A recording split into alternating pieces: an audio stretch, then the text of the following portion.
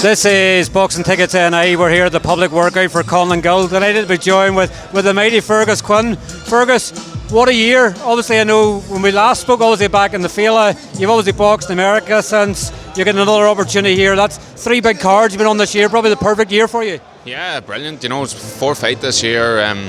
It's been great.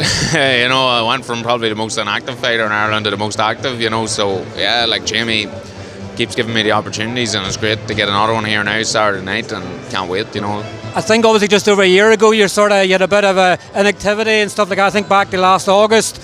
Obviously the opportunities you've had since. Obviously you're signed to Conlon Boxing now as well. Like Jamie's obviously delivering for you, and I'm guessing obviously when you knew this was in the pipeline, you're going, get me on this show. Matchroom back in Belfast the first time in 6 years.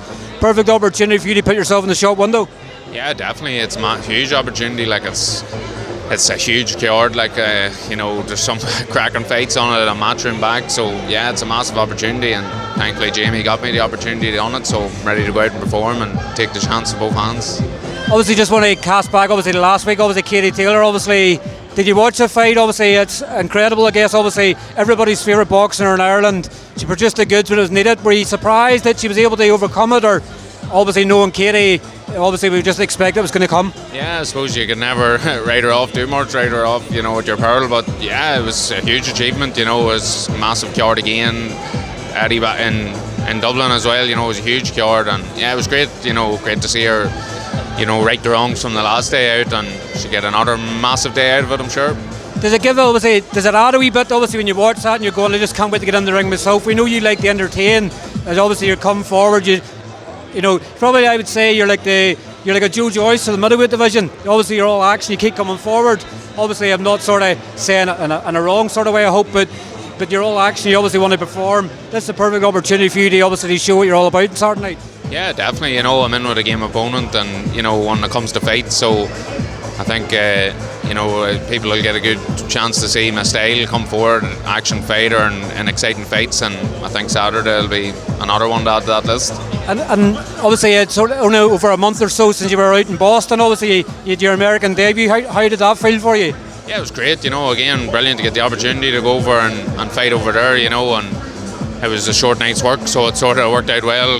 With being so close to this one. So yeah, it was brilliant. I was delighted to get the win and get the knockout, and be able to fresh coming into this one. Then I guess when you knew you were going to be on the show as well, obviously going over to America, there's no sort of easy fights sometimes. So in sort of some ways, you look at that as a bonus and going, I've come out with no marks. I'm ready to go straight back in action. Obviously here again. Yeah, definitely. I suppose going over there, anything could have happened. The fighters over there generally be game and come to fight, so it could have got cut or injured or anything. So I was just delighted to come through it and get the win, and no marks or nothing, ready to go for Saturday night. And obviously your opponent Saturday night, obviously I was able to see him. He was in action at the Europe Hotel. He fought Emma Brennan, his debut. Good strong opponent. I think he's only been stopped twice as well.